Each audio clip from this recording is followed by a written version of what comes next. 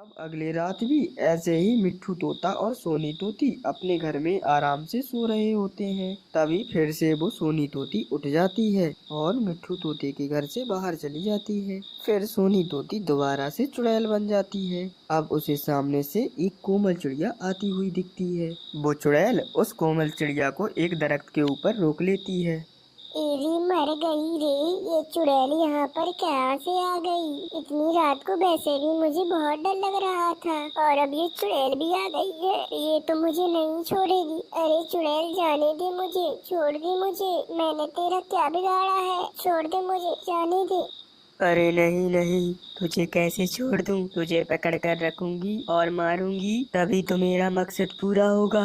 फिर वो चुड़ैल दोबारा से अपना मुंह खोलकर उस कोमल चिड़िया की जान लेने लगती है। तभी उस कोमल चिड़िया का भी सर गायब हो जाता है और वो भी मर जाती है। अब तो चुड़ैल का एक सर और भी बढ़ जाता है। अब वो 3 सिरों वाली चुड़ैल बन गई थी। चलो, आज भी मेरा काम पूरा हो गया है। अब मैं वापस चली जाती हूँ।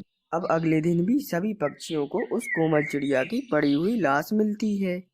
अरे न जाने ये क्या हो रहा है इस जंगल में। कल बुलबुल की भी हमने सर कटी हुई लाश देखी थी और आज इस कोमल चिड़िया की सर कटी हुई लाश दिखी है हमें। अरे अब हम क्या करें, ना जाने हमारे इस जंगल में ये सब क्या हो रहा है।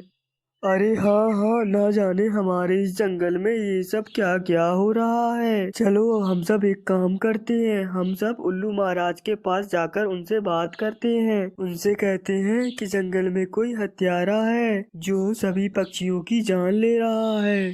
फिर वे सब पक्षी उल्लू महाराज के पास आ जाते हैं। अरे भाइयों, ये सब तुम जो मसला बता रहे हो ये तो बहुत ही गंभीर मसला है। हमें इस पर ध्यान देना होगा। लेकिन ये कोई छोटी मोटी बात नहीं है। वो कोई कातिल ही है जो ऐसा कर रहा है। अब हमें और भी चौकन्ना रहना पड़ेगा क्योंकि वो बहुत ज्यादा खतरनाक भी हो सकता है। अरे भाइयों, लेकिन वैसे आप लोगों ने एक बात पर गौर किया है? वह जो भी हत्यारा है वह सिर्फ औरत पक्षियों को ही अपना शिकार बना रहा है। हम मर्दों को वह हाथ भी नहीं लगा रहा है। हमें कुछ ऐसा करना होगा कि हम उसे रंगे हाथों पकड़ ले। अरे तुम्हारे कहने का क्या मतलब है कबूतर? क्या हम लोग उसे एक चारा दें, किसी औरत को उसके सामने पेश कर दें और तुम फिर उसे रंगे हाथों पकड़ लो? अरे इस तरह तो वे उस औरत को मार देगा। अरे नहीं नहीं, मैं बिल्कुल भी ऐसा नहीं कह रहा था। मैं तो ऐसा कह रहा था कि मैं आज रात औरत का भेष बदलकर एक दरख्त पर बैठ जाऊंगा। फिर जो भी हत्यारा होगा अगर वह मुझे मारने आएगा तो हम सब पक्षी उसे रंगे हाथों पकड़ लेंगे। ठीक है कबूतर, अब हम लोग ऐसा ही करेंगे। अब अगली रात वह कबूतर मीनू चिड़िया का मुखौटा लगाकर एक दरख्त पर बैठ जाता है। थोड़ी देर के बाद सोनी तोती उठ जाती है। वह तोते के घर से निकल जाती है। सोनी तोती के पीछे पीछे मिट्ठू तोता भी अपने घर से बाहर निकल जाता है। तभी मिट्ठू तोता देखता है कि सोनी तोती एक चुड़ैल बन जाती है। फिर वह सोनी तोती उस कबूतर को देखकर उसके पास आकर बैठ जाती है और अपना मुंह खोलकर उसकी जान लेने लगती है। लेकिन वह तो नकली मखौटा था, इसकी वजह से वह उसकी जान नहीं ले पा रही होती है।